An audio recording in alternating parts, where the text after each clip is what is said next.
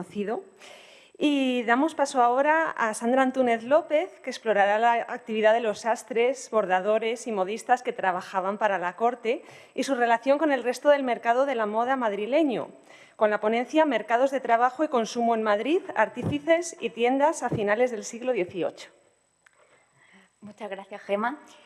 Buenos días a todos. Antes de empezar con la presentación, me gustaría agradecer a Amalia Descalzo y Saga Esedin por brindarme la oportunidad de contar conmigo en la dirección científica de este congreso. Mi intervención, como bien saben, se titula Mercados de trabajo y consumo Madrid, artífices y tiendas a finales del siglo XVIII. La presente investigación debe mucho a los estudios que han analizado la división de los mercados de trabajo. En 1985, Peter Doringer y Michael Piore publicaron Mercados internos de trabajo y análisis laboral.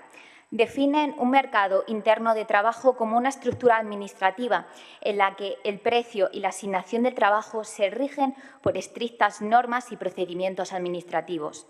Esta definición sobre los mercados de trabajo se adapta bien al extenso mercado de la confección en Madrid, el cual responde a las demandas de la monarquía y de la diversa clientela madrileña. De esta manera, los principales objetivos de esta investigación, aún en curso, se centran en el mercado dual de Madrid entre las demandas de Palacio y de la ciudad. Asimismo, tenemos unas dinámicas comerciales que responden a un mercado de trabajo primario, sobre todo centrado en la corte, y un mercado de trabajo secundario en la ciudad, mucho más nutrido y diversificado. Además, el sector de la confección tenía un fuerte componente endógeno. La herencia de puestos de trabajo y la transmisión del conocimiento del oficio era el eje de las redes familiares. Los talleres tiendas se convirtieron en espacios de consumo y trabajo, pero llegados a este punto debemos preguntarnos dónde se ubicaban estos artífices reales. Para este estudio partimos de una serie de hipótesis preliminares. Como bien sabemos, la corte o casa real se adapta muy bien a la teoría de los mercados de trabajo segmentados. Funciona como una gran fábrica de confección. El elevado grado de endotecnia, es decir, de la herencia del conocimiento artesano. Sabemos que a lo largo del siglo XVIII se muestra una intermediación artesana de la nobleza. Los artesanos y artesanas reales asesoraban a su selecta clientela. Un ejemplo de ello fue la relación del sastre Pedro de Alcántara García con Josefa Pimentel, decimosegunda duquesa de Benavente, el cual trabajaba previamente con su madre, María Faustina Tellez Girón. Incluso no es de extrañar que la misma duquesa de Benavente recomendase la valía de este sastre a la misma reina María Luisa de Parma. A través de la documentación inédita vemos un alto índice de artesanos declarados pobres. Pero ¿hasta qué punto llegaba la desigualdad? ¿Cuántos artesanos se declaraban pobres? En el presente mapa que vemos en pantalla, vemos los principales centros de confección a lo largo de la ciudad de Madrid. En primer lugar, sabemos que Madrid no destacó por sus grandes manufacturas, sino por reunir talleres artesanales volcados a la satisfacción de una demanda popular y al lujo de las clases privilegiadas. La actividad comercial era reflejo de otros aspectos de la vida cotidiana. Sabemos que hacia 1789 se importaba 6 millones de varas, lo que actualmente podemos decir cerca de 5 millones anuales de textiles. A estas cifras podemos añadir otros símbolos de lujo, como son los 47.000 pares de medias de seda, los 107.000 pañuelos de algodón y seda. Incluso podemos ir más allá, con 45.000 pares de guantes anuales. A través de la documentación archivística conocemos dónde se situaban las tiendas y centros de trabajo.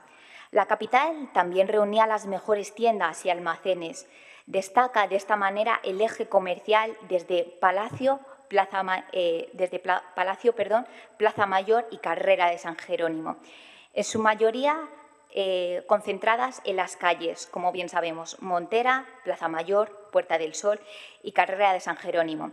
En las dos primeras ubicaciones se concentraban los almacenes y tiendas de los principales proveedores de la Casa Real.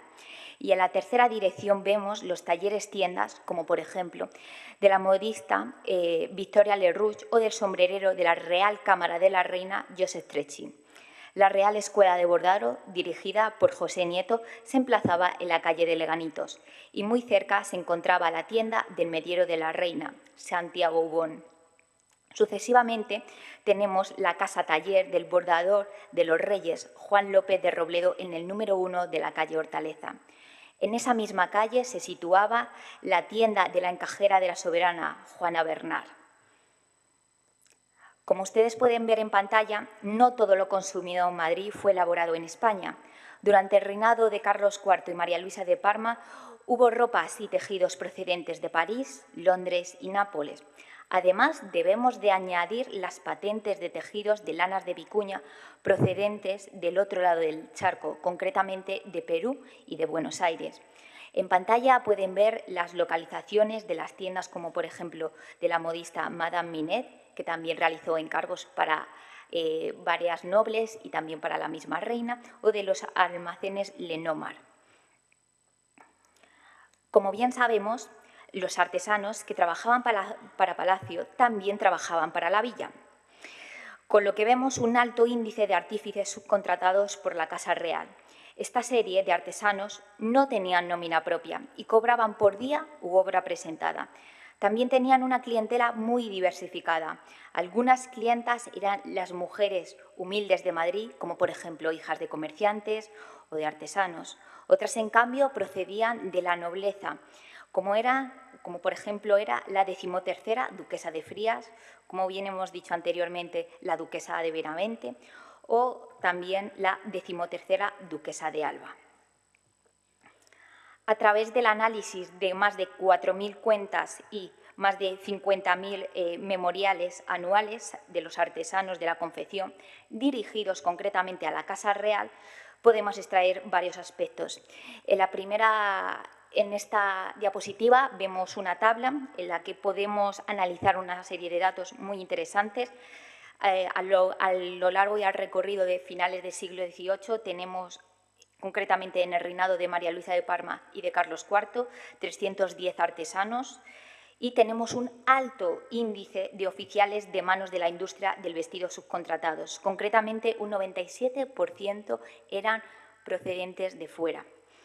Diseccionando los datos, también tenemos que tener en cuenta que un 41% de los maestros artesanos de la industria del vestido de la Casa Real se habían declarado pobres ante notario, seguido del 34% que eran ayudas o oficiales de los primeros, de los maestros artesanos. Además, estos también se habían declarado pobres, es decir, vamos a ver un alto índice de artesanos completamente humildes. A esto también tenemos que tener en cuenta que el 23% tenía problemas de cobro, pero no se habían declarado pobres. Tenemos que tener en cuenta que los artesanos reales tenían familias muy numerosas y con un único sueldo no solamente se podía subsistir la familia. En el siguiente gráfico que tienen en pantalla podemos apreciar en detalle el número de maestros y oficiales que estaban repartidos entre la ciudad y Palacio. En este caso he querido centrarme en sastres, zapateros y peluqueros, dejando a un lado los bordadores que tenían fuertes vínculos familiares repartidos tanto por Madrid como por el resto de España. Los datos más destacados son los oficiales sastres, con un elevado número de 703, proporcionado por el primer catastro de la Villa de Madrid de 1757, y el único dividido por profesiones que tenemos en el siglo XVIII. Este alto número contrasta con aquellos oficiales que no tenían nómina. Esta serie de oficiales vivían con la aspiración de convertirse en artesano real o contar con cierto favor real mediante alguna ayuda económica. Tenemos que recordar que el 41% de los maestros artesanos se habían declarado pobres. De esta manera, la industria de la confección se caracterizaba por la presión de los plazos de entrega del vestuario. Así lo afirman para los sastres de Villa las investigaciones previas de José Nieto y Álvaro París. Aunque se desconoce su horario laboral, es posible afirmar que el tiempo de producción de los artesanos de cámara también era variable. Sabemos que la organización laboral palaciega se estructura en meses. En la ciudad siempre era por encargo realizado. En el caso de la nobleza seguía la misma organización que Palacio. Aunque la documentación es muy parca al respecto, algunas cuentas permiten intuir la producción diaria y mensual, como por ejemplo tienen en pantalla la factura de Pedro de Alcántara, el citado sastre de la reina María Luisa de Parma, y tenemos el trabajo de los 6 primeros meses de 1789. En esta factura podemos extraer varios datos interesantes. Sabemos que se realizaba una media diaria de 2 a 6 hechuras diarias de vestidos, prendas, etc. Tenemos que tener en cuenta que el sastre contaba con la ayuda de un oficial, pues algunos meses el ritmo de trabajo era frenético. Conocemos que los oficiales de Alcántara eran Antonio Montalvo, Antonio Barra, Miguel Herreros y Manuel Ballesteros. Este último muy importante porque fue el futuro sastre de la reina María Luisa de Parma en sus últimos años de reinado. Lo más probable que tenemos que tener en cuenta es que todos ellos trabajaban a las órdenes de Pedro de Alcántara.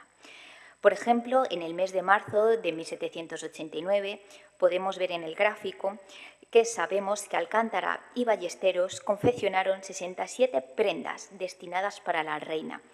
Por el contrario, el ritmo baja en el mes de abril de ese mismo año, con una realización de 25 obras de taller. Como bien sabemos, la confección era muy diversa, desde arreglar una bata, confeccionar un vaquero o realizar la hechura de un vestido.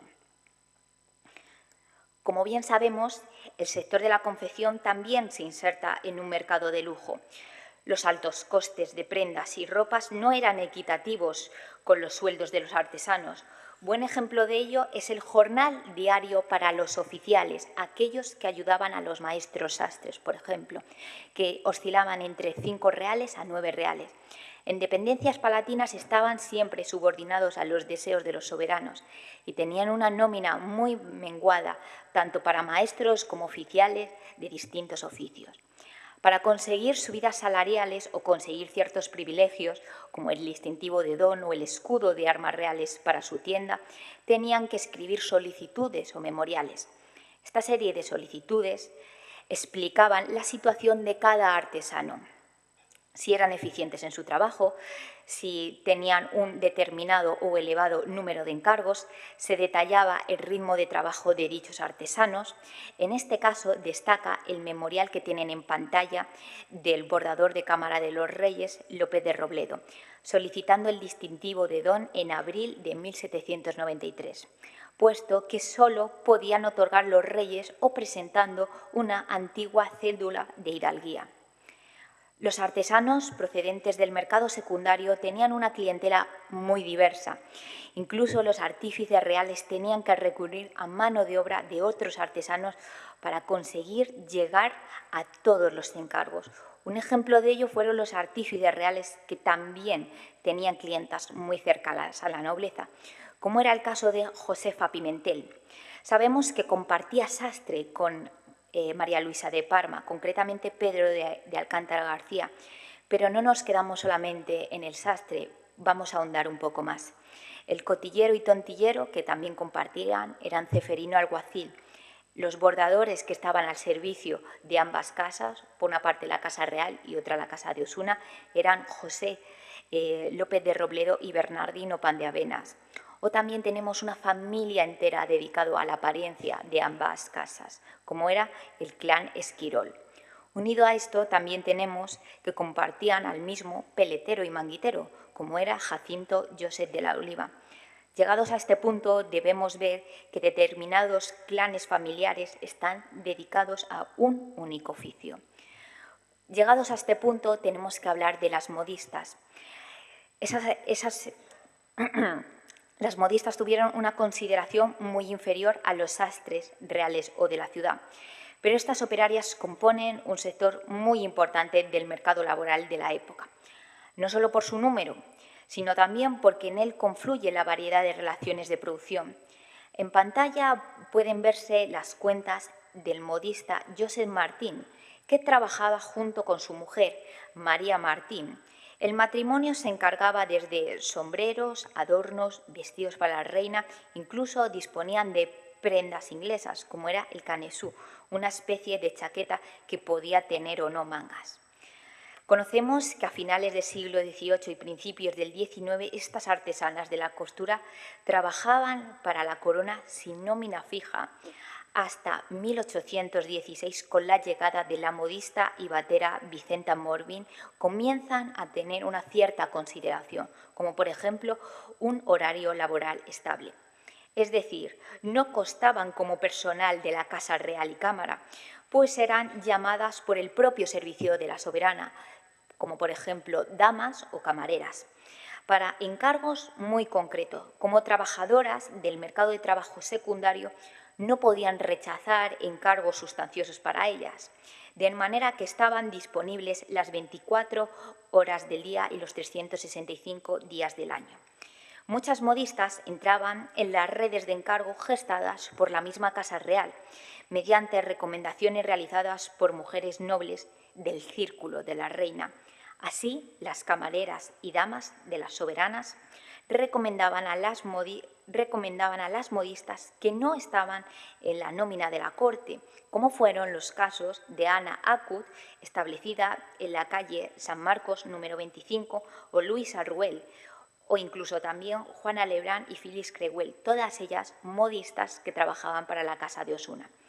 La documentación archivística revela un alto porcentaje de modistas de nacionalidad francesa, un 69%, otras de procedencias menos significativas, como por ejemplo un 22% de modistas que eran de nacionalidad española y un restante, un 6%, que eran italianas. Estos datos revelan que las modistas tenían una clientela más diversificada y se establecían como una fuerte competencia para los sastres.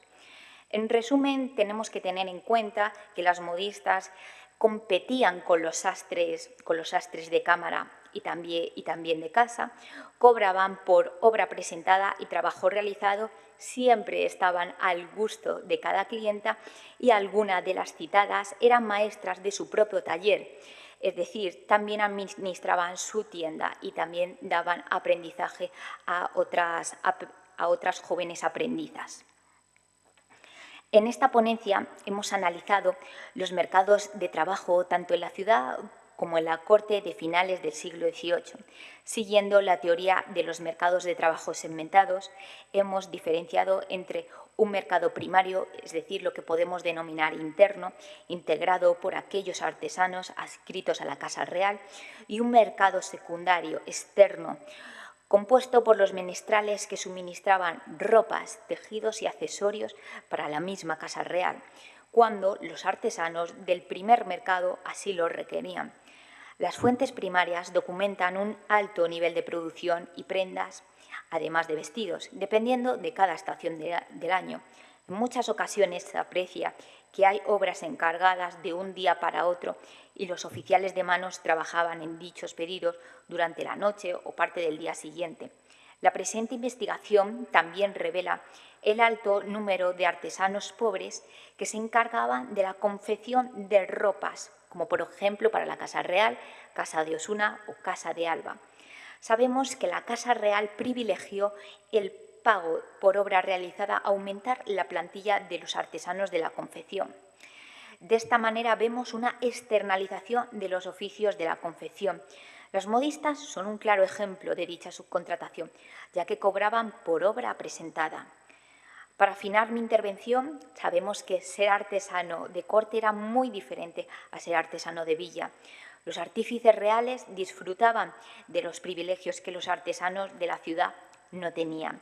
Además, los miembros de la familia de un artesano de corte se beneficiaban del posible acceso de sus herederos al oficio palatino.